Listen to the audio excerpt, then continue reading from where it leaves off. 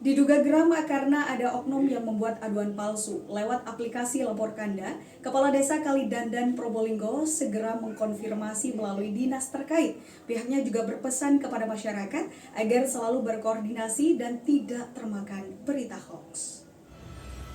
Program Lapor Kanda merupakan program yang dimiliki pemerintah kabupaten atau Pemkab Probolinggo untuk memberikan pelayanan yang terbaik serta mengetahui tingkat kepuasan masyarakat atas layanan publik yang dilakukan Pemkab Probolinggo. Program tersebut berbasis pesan singkat melalui aplikasi pengolah singkat WhatsApp guna mempercepat respon laporan pengaduan masyarakat terkait infrastruktur, bantuan sosial, serta permasalahan lainnya yang berhubungan dengan pelayanan masyarakat. Namun ada permasalahan yang sering terjadi pada laporan di aplikasi tersebut terkadang tidak akurat, meski tidak banyak ditemui seperti salah satu laporan dari masyarakat yang mengatasnamakan warga Desa Kalidandan, Kecamatan Pakuniran, yang melaporkan bahwasannya ia tidak pernah menerima bantuan sosial atau bansos tunai maupun non-tunai.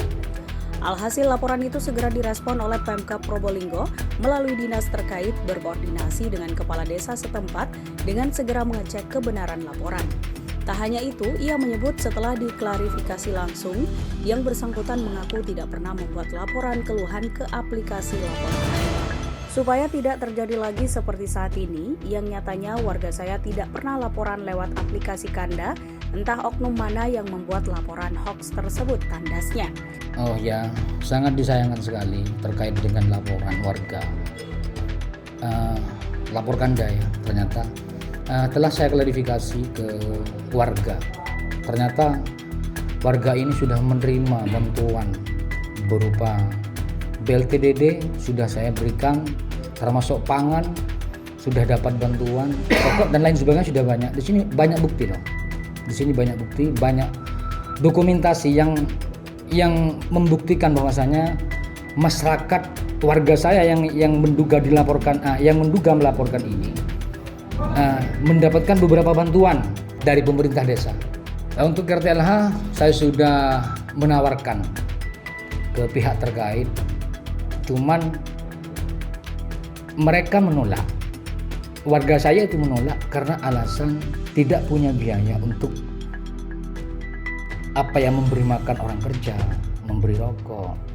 Bahkan di situ saya sempat menawarkan terkait dengan hal-hal seperti itu. Saya siap untuk membantu secara pribadi.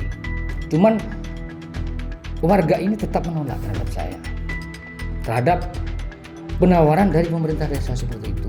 Nah, terus penawaran yang kedua kalinya saya tawarkan kembali kepada warga saya ini terkait dengan RTLH. Ternyata dia sepakat dengan itu. Setelah sepakat karena adanya keterbatasan dana. Ini mungkin masih dalam proses ini. Mungkin untuk kedepannya saya anggarkan seperti itu. Karena begini, kalau kita berbicara masalah rumah tidak layak huni di Desa Kalidandan masih lumayan kan. Termasuk dusun Kompangan, dusun Kerajaan, termasuk dusun Bandungan ini masih ada. Bahkan yang lebih parah dari itu ada. Seperti itu. Makanya saya sebagai pemerintah Desa Kalidandan, saya berusaha semaksimal mungkin untuk mengusulkan dan tidak hanya mengandalkan DD saja. Saya mengusulkan ke Perkim, ke provinsi kalau bisa. Cuma untuk saat ini masih belum ada. Ini bukan diragukan, saya sudah klarifikasi tadi ke warga saya langsung bersama perangkat desa semua. Ternyata warga saya ini tidak pernah sama sekali melaporkan berkaitan dengan hal yang disebut dilaporkan tadi. Tidak ada sama sekali. Berarti semua itu adalah rekayasa. Seperti itu. Jadi begini harapan saya untuk ke depan. Kalau ingin melaporkan, setidaknya klarifikasi dulu terhadap saya. Jangan hanya mendengar sepihak. Seperti itu. Kalau melaporkan main jeplak aja, jadi nanti kesannya tidak enak. Itu bisa dinamakan pencemaran nama baik terhadap pemerintah Desa Kalidandan. Saya sebagai pemerintah Desa Kalidandan sangat merasa keberatan berkaitan dengan laporan Kanda yang memang tidak sesuai dengan fakta yang ada. Ya itu sudah masuk dalam proses. Itu untuk pengajuan yang kedua. Karena pengajuan yang pertama itu ditolak dengan alasan tidak bisa memberi kopi atau rokok kepada tukang. Jadinya pihak penerima atas nama Pak Pukar itu memang menolak, disuruh kasih ke orang lain dulu. Setelah itu dia masih mau mengumpulkan uang dulu, baru minta jatuhkan lagi. Jadi sekarang masih dalam proses pengajuan. Iya, ada pengimbalan karena tidak bisa truk tidak bisa masuk, harus pakai angkut orang, pakai orang. Jadi itu perlu gotong royong. Untuk gotong royong itu kan perlu orang itu perlu dikasih makan, dikasih kopi gitu. Itu.